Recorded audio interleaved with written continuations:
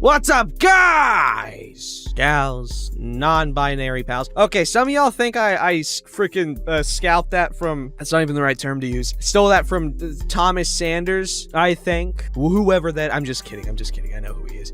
No, I didn't steal it from him. In fact, I thought I was original and woke and creative and like a pioneer and almost like an icon, a hero of a sorts. You know, for my marginalized viewers. I'm kidding. But no, I thought I was just being creative, but I guess two people can be creative, right? And if it makes any one of you feel any more welcome, then I'm glad to say it every once in a while. Because if I say too much, I'm just gonna feel like an unoriginal boob. Anyway, Daily Dose, Zach, subreddit, Petty Revenge. Yes. This story's called Sexed Other Women? I'm keeping that PS5. Okay, folks, this is a long-winded one.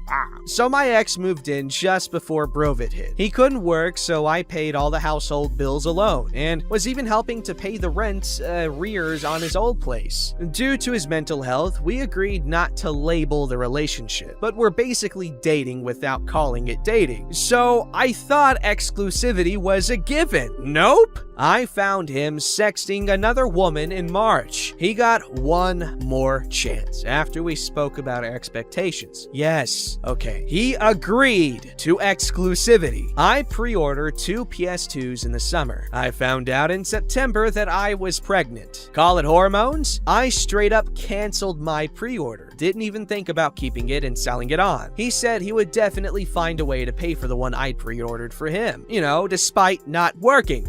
A few arguments ensue over his unwillingness to be a parent, and I'm not perfect, so I said some things that were out of line. There are then complications with my pregnancy, and I'm told I'm going to miscarry. During this incredibly heartbreaking and stressful time, guess what my man's doing? Sexting another woman!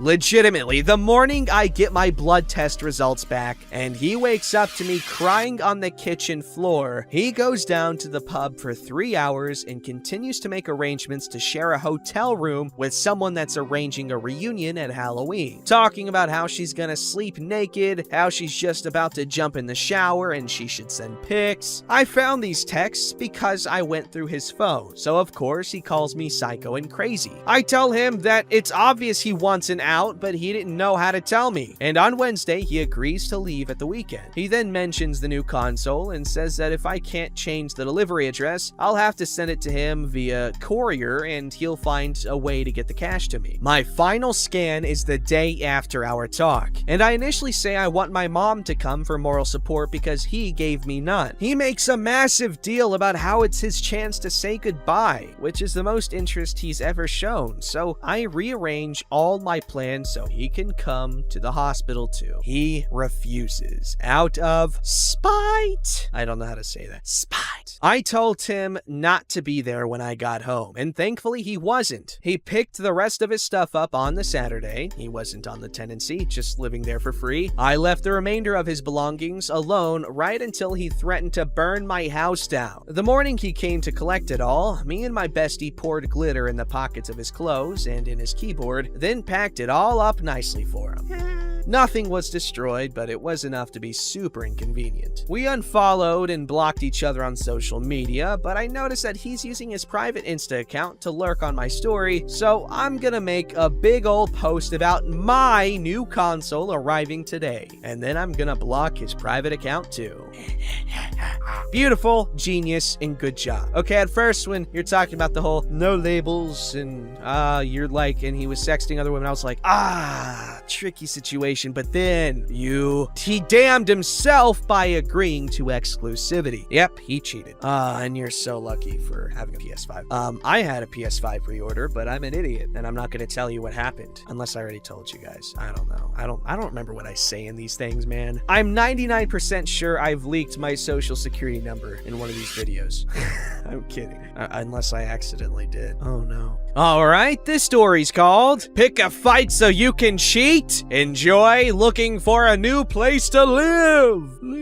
Not sure if this is petty or pro, but here we go. Sorry, I wanted it to rhyme better. I saw a post on another sub that reminded me of something that happened years ago and how I dealt with it. Back in the time before cell phones, I dated this girl. We'll call her Heather. After about 6 months of dating, she asked if she could move in with me. She was having issues with her parents and they were kicking her out, and her brother's wife didn't want her living with them for some unknown reason. Red flag! Things seemed to be going well for us, so I said sure, why not? For a while, things were great. After about a year of living together, I was having thoughts of marriage. I hadn't proposed yet, but it was on my mind. Then things started to change. We started arguing. She would start a fight, and after a certain point in the argument, she would get pissed and leave. She'd tell me that she was going to her brother Steve's house. She'd come back the next day, and things would be smooth again for a while. The third time she did this, I was a little more pissed than usual, and went to the bar we frequented fairly regularly for a drink. I belly up to the bar, and guess who I bumped into? Steve. He acted a little standoffish, but that was his usual treatment towards me, so I thought nothing of it. He leaves the bar, and I turn around to ask him about Heather, but I didn't get past, "Hey, Steve," before I saw her across the way. She was sitting cowboy on some guy's lap with her tongue halfway down his throat. I have to admit, I saw red. Dave, the bartender, saw the look on my face and was like, "Man, I figured you'd be over her by now. She's been seeing that guy for months. We're living together." I told him, to which his only reply was, "Ouch, sorry, man," before tending to another patron. There were several things I wanted to do, but I thought better of it. I waved bye to Dave, left my drink on the counter, and headed home. On my way home, I swung by Scotty's, a local hardware store akin to Home Depot or Lowe's. They were closing shop, but I told them I'd only be a minute. The kind lady told me to make it quick, and I was back on the road in less than 10 minutes. Pulling up to the house, I half expected Heather to be there and prepared myself for the drama, but nope.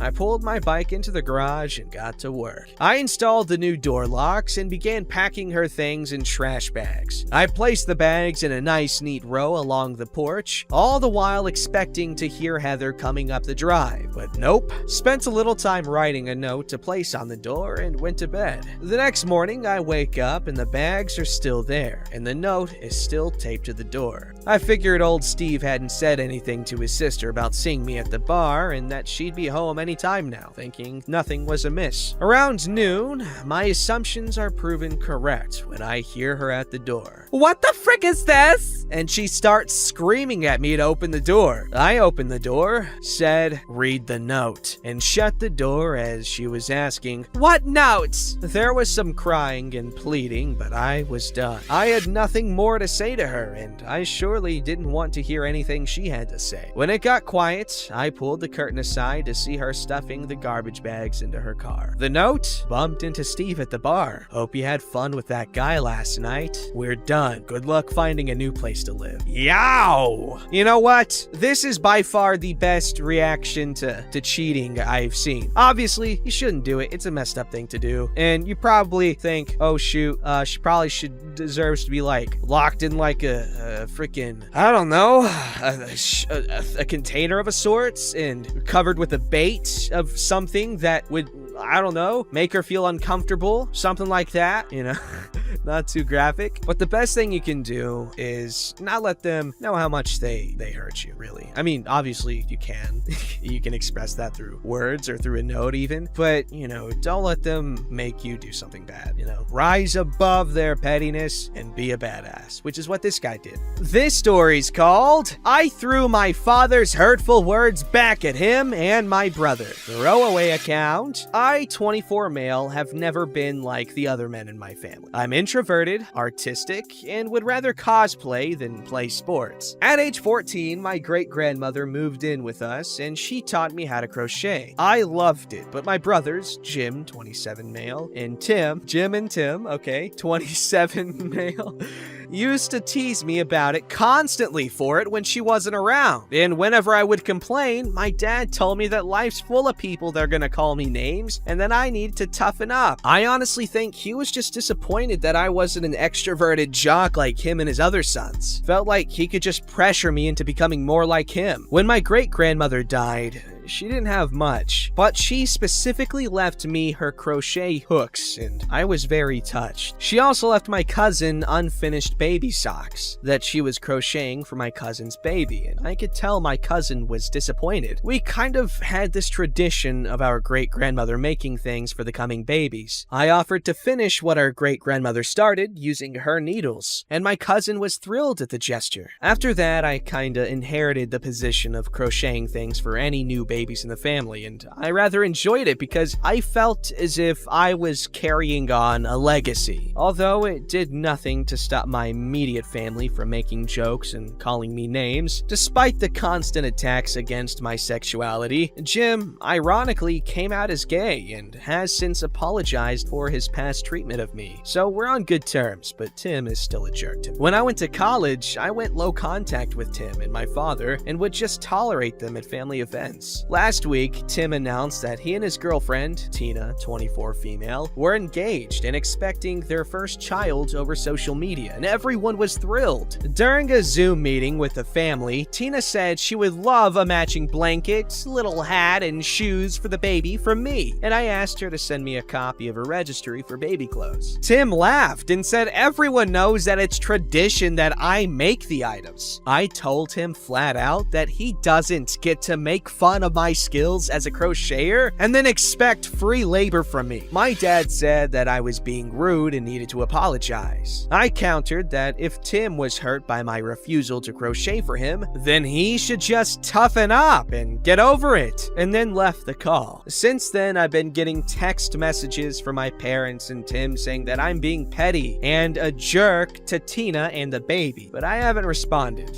The Aldmeri Dominion is trying to undo all of creation. That's right, guys. All of the towers of the divines. They're going to destroy the stones and undo all of creation. They're going to remove Mundus from existence and return to Aetherius. That's the Elder Scrolls truth for you. Alright, this story's called Teacher Wants to Be a Bully? Good Luck. When I was about 9 years old, I had a teacher who was a bully. He would ridicule people for getting answers right too often, screaming at them when they got them wrong. He was a real piece of work, but also made a lot of mistakes when teaching. I really hated this guy because he was just a thoroughly unpleasant and angry man. He hated me because I was, admittedly, a complete know-it-all, and I took every opportunity to call his mistakes out. He really hated that. He always wanted us to read books during registration. I was very bad at remembering to bring books to school. I got in trouble for this more than once. He threatened that if I didn't bring a book, he'd give me a dictionary to read.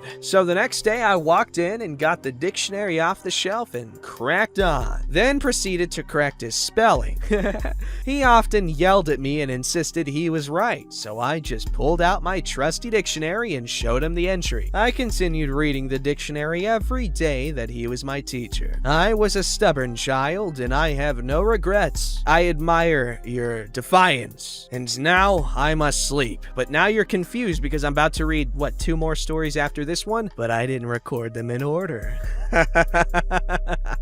This story's called Take All My Change. I'm tired. Okay, this is super petty and may piss off some taxi drivers if you are UK based. Ha! I don't know why that was a ha, but I just snapped one night. This was last year and was going from my house to my friend's house. I had hurt my knee, and although I normally walk it, 20-minute walk, 5 minutes in a cab, I couldn't, so I called a private hire taxi. Normally in a taxi to my friends, it's only around £3, and I had a £10 note on me to pay. Please keep in mind, one of the rules of this private hired taxi is they must always keep change, or a loose change cash float. Within a space of a month, I had 4 taxi drivers make me get out to go into a shop to get money due to them not having change. It adds more onto the journey and is just a ball ache. So I got in, told my destination, and just had a nice little chat. Told me it was his first job of the day. Reached my friend's house. He told me the fare cost $3.20. I handed over the money, then he turned to me and stared at it. Do you have any less? No, sorry. That's all I have on me. Well, I have no change. Now there's an awkward silence. I'll take you to a shop and get change, I said. I can call my friend now and see if she'll come out with change. He insisted no, drove me to the nearest shop, told me to get out, go in the shop and get change. So with my knee injury, I hobbled out as he watched me limp to the shop. I was seething as he sat there, basically another taxi driver making me get his change for the day as he had not bothered to bring out any with him. Walk up to the counter with my £10 note and said to the lady behind the counter, "Hi, can you change this £10 into change if that's okay with you? But if it's possible, can you change £4 of it into 5 pence, please?" The lady stared at me but happily passed me bags of 5 pence change and 2 2-pence bags of money equivalent to £4 and the £6 in £1 coins. I thanked her, hobbled back in the taxi, and he dropped me off at my friend's. Look of pure anger on his face was worth it when I sat and counted out the money he was owed for the fare in 5 pence. Hey mate, you asked for change. I got you change, even if it's small change, it's change. Completely petty, completely worth it. Do I need to get a life? Of course. Don't we all need to get a life? I know I do. Beyond just being ridiculously good at pretending to know how to read.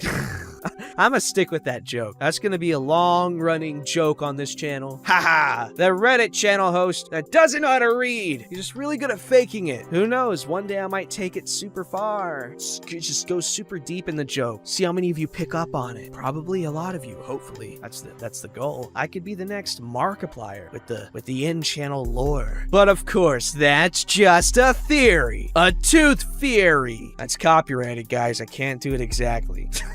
This story's called, "Oh, you like a certain drink mix flavor? How about I make sure that you don't get any of them?" At my work, we have vending machines for things like gloves, safety glasses, and many other things, all tied into our employee number. I also have a coworker who just loves pushing everyone's buttons, as it is like finding the squeakiest chair and rocking back and forth all day just to see who he irritates. He also leaves his dirty dishes wherever and has been known to ignore washing some of them to the point where some people have had to put them in his locker just to make sure that he washes them. The other day, he was telling our other coworkers that his favorite flavor of drink mix powder was X, that the machines were always sold out of them. So I decided to go check out and see for myself. There are about 13 to 15 of them left in the machine in one of the main buildings on site. So I punched in my number and ended up emptying it out. I then turned around and started giving them away to other people around my work and even explained to them what I'd done, knowing that they wouldn't bother telling the guy who was the reason for me doing it, because they all hated him too. And he'll never know that it was me who did it. I'm not being greedy. I just don't want him to have any. Genius. Don't forget to like, subscribe, and hit that bell to never miss an episode.